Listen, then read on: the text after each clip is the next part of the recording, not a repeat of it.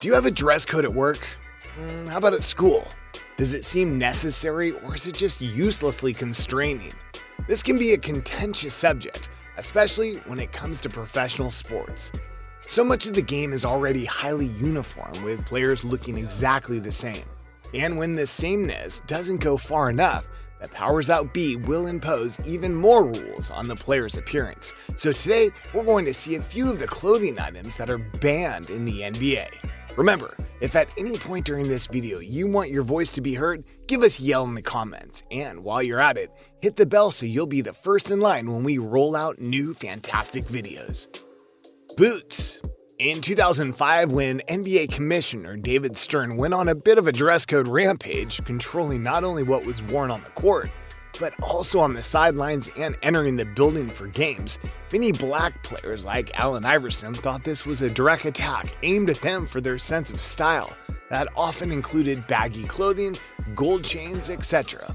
All these things were banned along with sunglasses while indoors and any kind of headgear while in the stands, entering a stadium, or during media interviews. This was also when Stern began requiring players to wear suits when sitting on the sidelines, not in uniform. Agree or disagree, at least there is some sort of logical consistency in the dress code, no matter how draconian it may seem. What doesn't make sense is that the dress code also bans, specifically, Timberland boots. I just get the feeling that you don't have to tell Allen Iverson or Paul Pierce not to show up in waterproof work boots. I don't know, who's with me? Headphones. Okay, the youngsters out there might not remember, but wearing headphones and playing basketball wasn't always possible.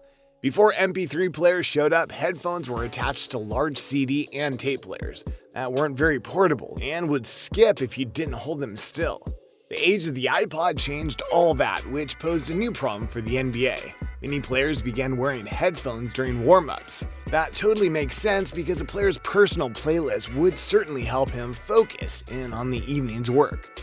But the NBA was not fond of the trend and promptly banned the use of headphones during warm-ups or games. But just like most rules, players break this one every now and then.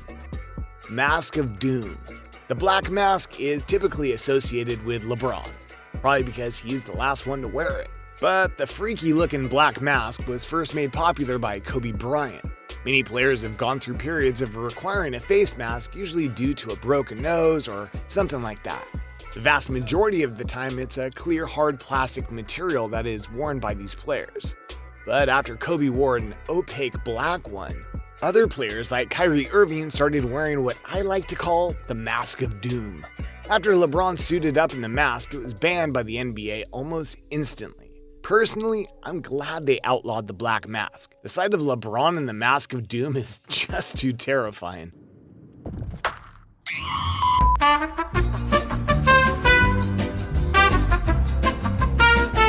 Anti-LeBron gear.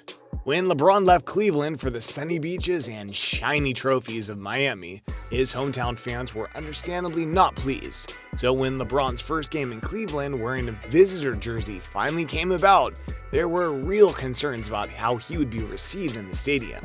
NBA executives began catching wind of anti-LeBron shirts and hats in circulation throughout the city. Some of these shirts included the Evolution of a Traitor, which took the old Evolution sketch and added names like Judas and Brutus, culminating with James. Other t-shirts read, "MJ never ran away to win a title," and "We'll never forget you, LeBron Jones." And still, others were a bit simpler, like the LeBron jersey that replaced Heat with Weak. The NBA and the Cavaliers sternly warned their fans not to show up wearing any hateful attire. Some reports even suggested that extra security was placed at the gates to screen for distasteful anti-LeBron attire. It's not all that often that you see NBA go to such lengths to protect the feelings of a visiting player. Logo. Iman Shumpert ran into a tricky situation where the NBA decided to police his haircut. After he signed a new deal with the company, Shumpert had their logo shaved into the back of his hair. Iman apparently didn't know that this was a violation of the league policy that prohibits any non-NBA sponsored brands being displayed by a player other than on his shoes. Shumpert apologized on Instagram and posted a picture of a bare triangle where the logo used to be. Other players have run into this issue when trying to sport the brand Supreme, which violates the same section of the rulebook. Flubber. Remember that old Robin Williams movie where he makes the extremely bouncy substance called flubber? They stick it to the bottom of their basketball shoes and fly through the air in an inhuman way. Well, when this mad scientist technology started to become a reality, the NBA had to step in and prevent its use. The shoe in question was the Concept 1 by Athletic Propulsion Labs. These sneakers were said to increase an athlete's vertical leap by up to 3.5 inches, while also improving muscular endurance by assisting the player's exertion while running.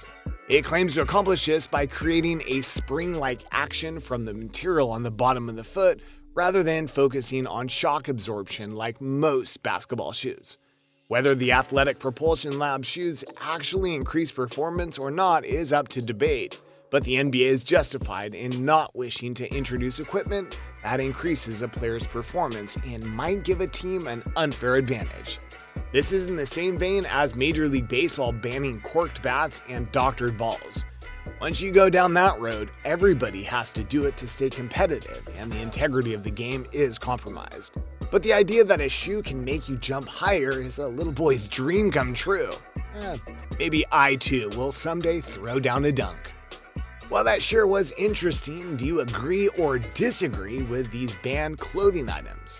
I'm not really sure how to feel about it. On the one hand, you certainly want players to express their individuality, and a huge part of that is done by what they wear.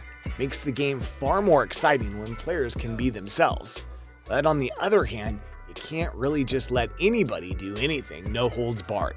Let us know what you think in the comments, and until next time, keep hustling.